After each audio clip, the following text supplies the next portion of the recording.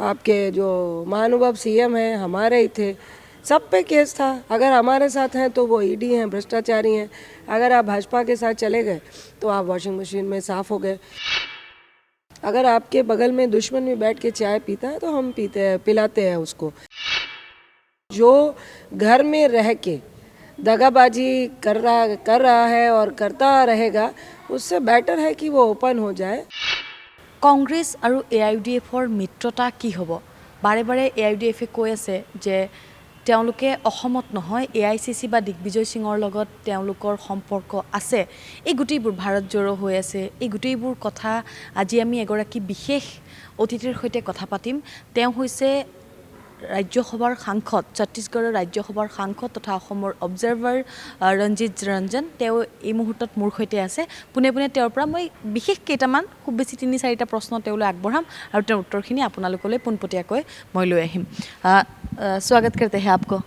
Thank you Shobha ji.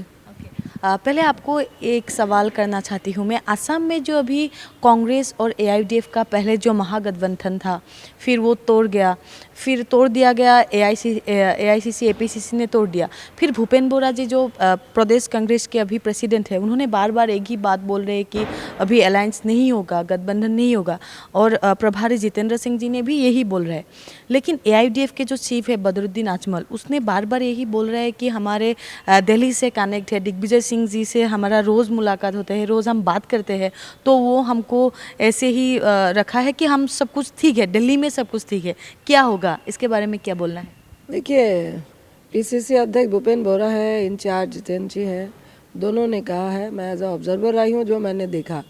ये मेरा duty नहीं है इस पे कमेंट करने का, लेकिन जो सिचुएशन है, जो लग रहा है, निश्चित तौर से कांग्रेस जो है अपने दमखम पे अकेले लड़ रही है। अब अदर पार्टी खुद से मुँह मियाँ मिट्ठू बोल रहे हैं तो क्या बोल रहे हैं, और एक पॉलिटिकली एक कटसी होती है। अगर आपके बगल में दुश्मन भी बैठ के चाय पीता है तो हम पीते हैं, पिलाते हैं उसको। आप पार्लियामेंट के अंदर पक्ष और विपक्ष होते हैं, लेकिन सेंट्रल हॉल में हम सब इकट्ठे बैठे होते हैं। पर इसका ये मतलब नहीं है कि वो इकट्ठे बैठने से, चाय पीने से हम असम में उनके साथ अलायंस कर रहे हैं। और दिग्विजय सिंह जी का जो मुद्दा वो बार बार बोल रहा है, मैंने आपको बोला चाय पिलाना, इसका ये मतलब नहीं है कि वो हमारे अलायंस के पार्टी हैं। एक कटसी होती है। हम सब कोई फैमिली में कोई हमारा पर्सनल दुश्मनी नहीं है, पॉलिटिकल आइडियोलॉजी नहीं मिलती है। और मैं तो कहूँगी कि उनके बारे में अगर पूछना है तो बीजेपी से पूछिए, और असम सीएम जो भाजपा के हैं उनसे पूछिए, क्योंकि वो उनकी बातें ही करते हैं। भारत जोड़ो यात्रा अभी हो रहा है कश्मीर से कन्याकुमारी तक, और थोड़े ही दिन है, अभी ख़त्म हो जाएगा।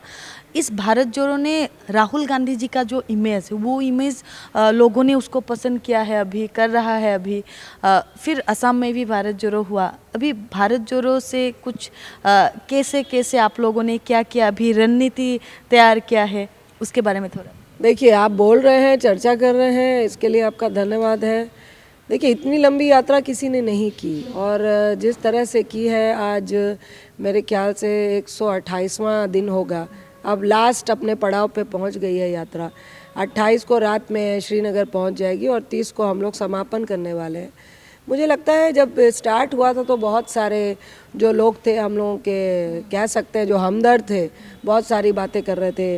अरे साउथ से शुरू है तो साउथ में आएगा, अरे वहाँ नहीं आएगा, मध्य प्रदेश में नहीं आएगा, अरे वहाँ आने दो, नहीं आएगा, महाराष्ट्र में नहीं आएगा। लेकिन जैसे जैसे यात्रा बढ़ती चली गई, वैसे वैसे लाखों लोग जुड़ते चले गए, क्योंकि राहुल गांधी जी पर्सनल अपने लिए नहीं कर रहे हैं।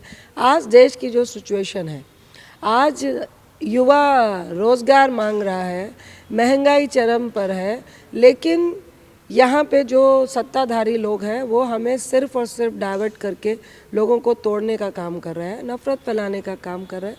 युवा नौकरी चाहता है, महंगाई से निजात चाहते हैं, आर्थिक मंदी से निजात चाहते हैं। जो आपने नोटबंदी की, जो आप जिस तरह से GST लगा रहे हैं, जिस तरह आपने बोला था कि काला धन, भ्रष्टाचार और आतंकवाद खत्म होगा, हम चाह रहे हैं कि 370 हटाने के बाद कश्मीर में क्या हुआ, क्या वहाँ पे अमन शांति हुई, क्यों कश्मीरी पंडित वहाँ पे मर रहे हैं। तो ये सारे प्रश्नों का उत्तर आज जिस तरह से जितनी भी स्वतंत्र एजेंसीज़ हैं, ED है, IT है, आपकी CBI है, उसको पंगु बना के रखा हुआ है। अगर आप यहीं पर हैं, आपके विपिन बोरा जी जो थे टीएमसी में चले गए, आपके जो महानुभव सीएम हैं हमारे ही थे, सब पे केस था। अगर हमारे साथ हैं तो वो ईडी हैं, भ्रष्टाचारी हैं। अगर आप भाजपा के साथ चले गए तो आप वॉशिंग मशीन में साफ़ हो गए। तो इन सब मुद्दों को लेकर हम लोग जा रहे हैं, और जिस तरह राहुल गांधी जी को और पूरी पार्टी को, कांग्रेस को लाखों लोगों का सपोर्ट मिला, हमें लगता है कि लोग घर से बाहर निकलने में डर रहे थे कि अकेले निकल के जो एक माहौल तैयार किया हुआ है कि अगर आप बोलते हैं, आप हल्का सा भी बोल देते हैं, यहाँ पर एफआईआर हो जाती है। कई लोग महाराष्ट्र के कार्टूनिस्ट वगैरह को जेल भेज दिया गया, लेकिन उनके सांसद दिल्ली में खड़े होकर गोली मारने की भी बात करें तो एफआईआर नहीं होती है। तो ये जिस तरह की तानाशाही और गुंडागर्दी है, तो किसी को तो निकलना था, और राहुल जी निकले, और जब निकले तो लोगों ने हिम्मत की और सब लोग साथ में आ रहे हैं। इट मीन्स कि लोग चाहते हैं कि कोई निकले और लड़ने के लिए तैयार हो, और हम उनके साथ हैं। एक बात, थोड़ी देर पहले ही आपने बोला कि असम के जो सीएम है वो कांग्रेस का ही है, पहले कांग्रेस में था वो हेमंत बिस्वा शर्मा जी। असम के अभी जो सीएम है वो कांग्रेस से था, और जो डिपार्टमेंट है उसका मंत्री भी कांग्रेस से ही है। अभी बीजेपी में आया, फिर वो मंत्री हुआ। ऐसे ही कांग्रेस का टीएमसी में गया रिपुन बोरा जी, आपने ही बोला। ऐसे ही अगर कांग्रेस का लीडर, नेता दूसरे दल में जा रहे हैं, जाएंगे, तो असम में कांग्रेस का फ्यूचर, भविष्य क्या होगा? देखिए, जो जाने वाला है वो जाता है, ऐसा नहीं है। अभी उत्तर प्रदेश में जब चुनाव था, आपका मध्य प्रदेश में जब चुनाव था, तो ये बर्तन हर पार्टी में खटकते हैं। हमारा दिखता है, उनका नहीं दिखता है, क्योंकि सब मीडिया पे, नेशनल मीडिया पे भी उन्होंने क्या बोलते हैं कि कसा हुआ है, शिकंजा कसा हुआ है। किसी का दोष नहीं है, लेकिन हर आदमी को पेट में रोटी चाहिए, अपनी नौकरी चाहिए। तो इसको हम लोग नहीं लेते। और मैं कहूँगी कि जो घर में रह के दगाबाजी कर रहा है और करता रहेगा, उससे बेटर है कि वो ओपन हो जाए। तो मुझे नहीं लगता। देखिए, कांग्रेस सिद्धांतों की पार्टी है, आइडियोलॉजी की पार्टी है, और जो आइडियोलॉजी के साथ खड़ा है वो अपनी पार्टी के साथ खड़ा है। इसीलिए राहुल गांधी जी जब उन्होंने यात्रा शुरू की थी 8 सितंबर को, तो उन्होंने यही कहा था कि जिसको आना आए, नहीं तो मैं अकेले ही चलूँगा।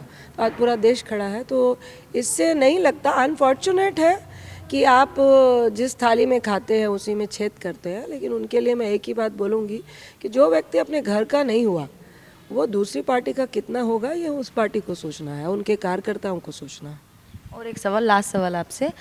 थोड़े दिन पहले असम में अभी हम देखें तो अंकिता दत्त, यूथ कांग्रेस की जो लीडर थी अंकिता दत्त, उसने भी थोड़ा वो हंगामा किया था जितेंद्र सिंह के आगे जाके भी उसने रोया था कि कुछ लॉबी हो रहा है, उनको किसी बड़े नेताओं ने, कांग्रेस के ही बड़े नेताओं ने गद्दारी की है उसके साथ।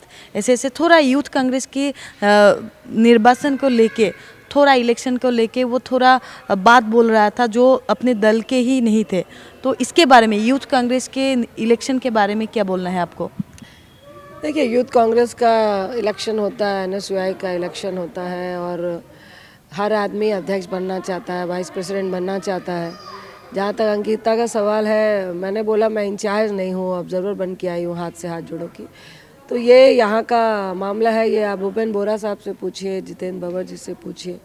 मैं बस यही कह सकती हूँ कि इलेक्शंस में होता है तो एक आदमी अध्यक्ष बनता है, वाइस प्रेसिडेंट बनता है, सेक्रेटरी बनता है, तो कोई ना कोई आपस में खींचतान होती है। ये कोई इतना बड़ा इशू नहीं है जिसको हम इतना ज़्यादा हाईलाइट करें। Thank you so much. Thank you आपका। এয়া আছিলে ৰঞ্জিত ৰঞ্জন। তেওঁ ছত্তীশগড়ৰ MP আৰু বিহাৰৰ পৰা দুবাৰকৈ তেওঁ সাংসদ হিচাপে নিৰ্বাচিত হৈছিলে। বৰ্তমান তেওঁ ছত্তীশগড়ৰ পৰা এই মুহূৰ্তত ৰাজ্যসভাৰ সাংসদ ৰূপে আছে। তাৰ লগতে অসমৰ অবজাৰ্ভাৰ, ভাৰত জোড়ৰ অবজাৰ্ভাৰ হিচাপে তেওঁ আহি সমগ্ৰ অসমৰ যি ভাৰত জোড়ো যাত্ৰা বা বৰাকত কেনেধৰণে আগবঢ়াব, এই গোটেই বিষয়টো তেওঁ এই মুহূৰ্তত চোৱা চিতা কৰিছে। ভিডিঅ' জাৰ্নেলিষ্ট দীপজ্যোতি কাকতিৰ সহযোগত জবা দাস, NK TV।